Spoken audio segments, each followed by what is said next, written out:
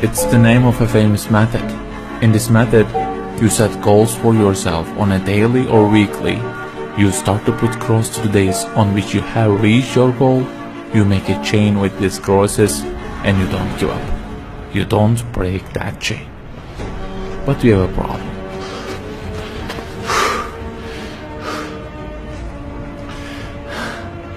Personal development specialists say that we should have goals.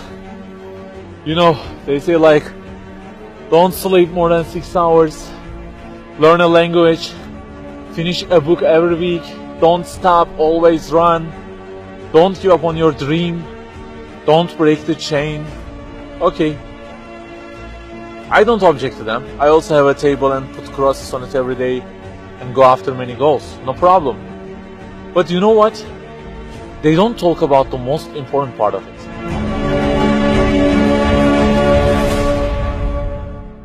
Let me give you a simple mathematical example. Try to imagine that you are adding numbers, and imagine that the numbers you have added up to this year is, for example, 35 in total, and you start from this year.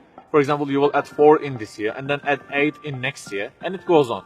And there is an unknown time which counts down, and when it ends, you can't add any other number.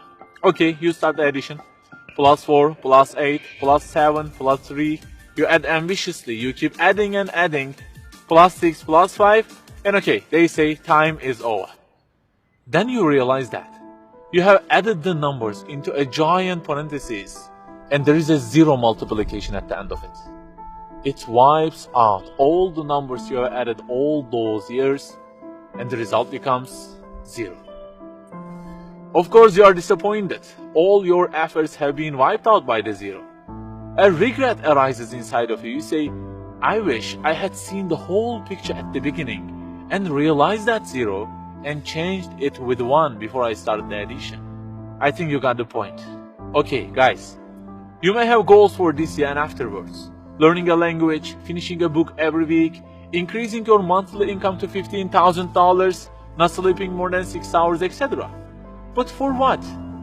For what do we set goals exactly? Why don't we break the chain?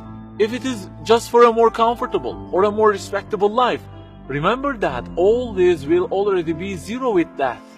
The death will wipe out all of them. The person who knows English will be equal with the one who doesn't know. The one who earns more will be equal with the one who earns less. The one who can reach his goals will be equal with the one who can't. So, if at the end of it, the death will 0 everything, so what is the meaning of adding more numbers with an ambition? It just increases the degree of the disappointment that you will feel. So the logical thing is seeing the whole picture at the beginning. In this life journey, which will end in an unknown time, my first job must be to prevent death from being 0. Well, can I really prevent death from being 0? I mean, since everything will leave my hands and will be lost, is there any other way that would transform them into something eternal?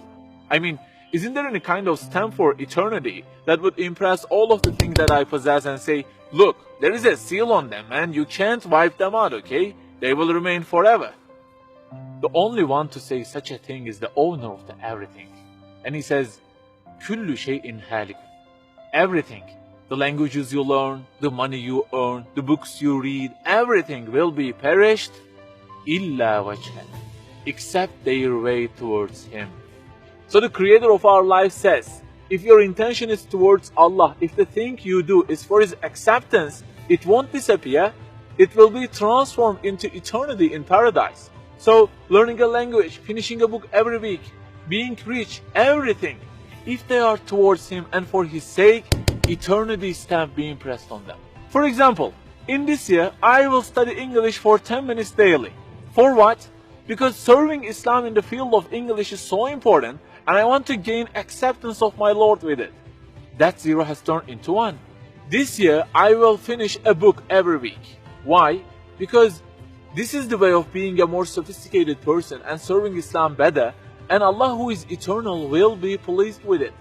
Good news, that 0 has turned into 1 because now His acceptance is your intention. I aim increasing the income of my company to $150,000. For what? Because I will spend that money on spreading the message of the Quran to the whole world and the publications that would please Him. you have exterminated the zero, because now your goal is towards him. We add and add like this through our lives, and they don't end with death. People who seek Allah's sake in their actions kill their death. Death cannot zero their additions. If the thing we do is for his acceptance, it is not mortal. You may say, I don't really love him that much, and maybe I don't really believe in him that much either. So how can I do everything for his sake? I don't even know who he is. My brother or sister, that's the problem. You don't even know who he is. And actually, it is our first job in this life. Recognizing him, that's the first step. The more you recognize him, the more you love him. And the more you love him, the more you seek his sake in your actions. So learn about him. Who made you? What does he want?